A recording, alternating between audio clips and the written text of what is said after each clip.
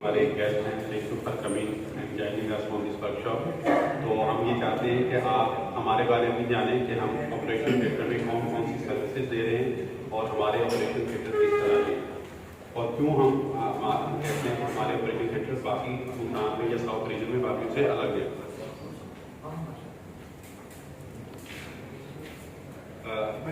Surgical services and operating room facility के बारे में हम आपको थोड़ा सा गाइड करेंगे।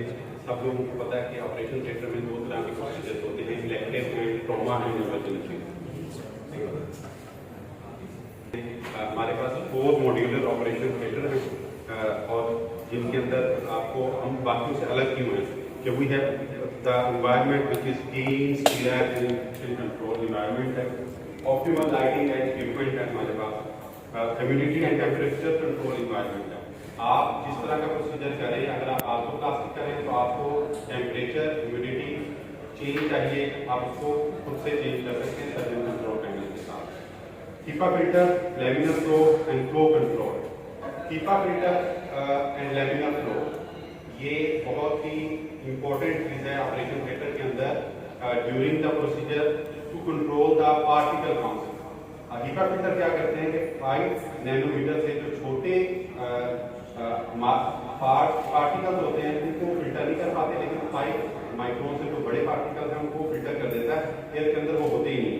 तो दूसरा हीपा फिल्टर का काम ये होता है कि आपके थिएटर के अंदर जो पार्टिकल काउंट है वो लेस देन 5000 क्यूबिक सेंटीमीटर होना चाहिए।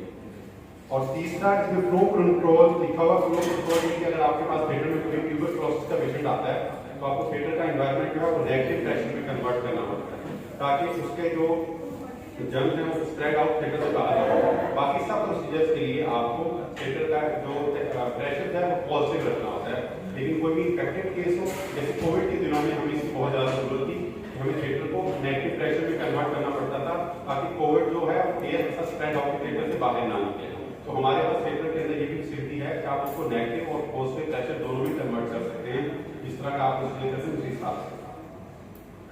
सर्जिकल टीम कोलैबोरेशन, उसमें हडल्स है। हडल्स में क्या होता है कि आप मॉर्निंग में अपने सर्जन, एनेस्थेटिस्ट और सर्जिकल टीम के साथ ये बात कर लेते हैं कि इस प्रोसीजर के अंदर हमें क्या क्या इक्विपमेंट चाहिए होगा और इन बस सिनेरियोज में क्या क्या चीज़ों की जरूरत पड़ सकती है और वो सारी चीज़ें फंक्शनल हैं या नहीं है।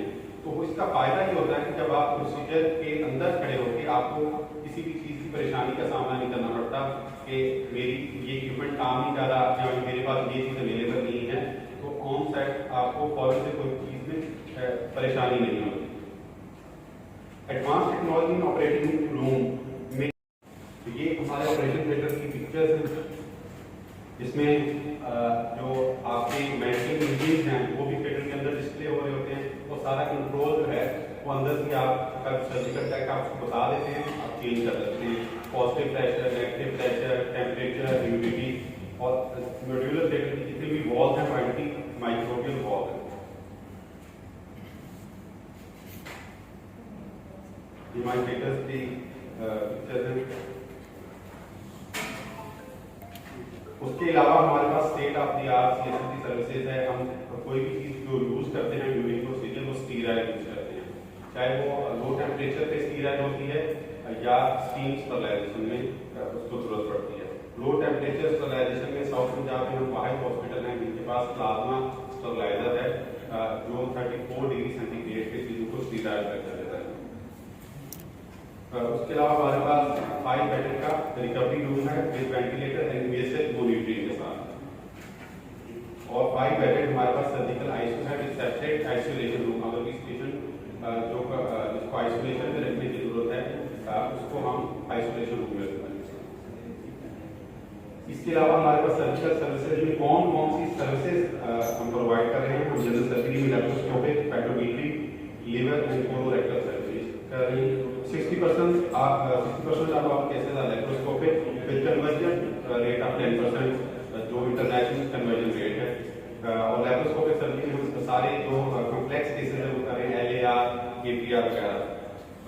उसके बाद ऑर्थोपेडिक सर्जरी में हम hip salvage, arthroplasty and arthroscopic procedures. Neuro surgery में अवेक एनाटॉमी इस रीजन में हमने की है जो इस रीजन में और कोई भी नहीं कर रहा। उसके बाद न्यूरो एंडोस्कोप के साथ न्यूरो एंडोस्कोपिक प्रोसीजर भी हमारे पास हो रहे हैं।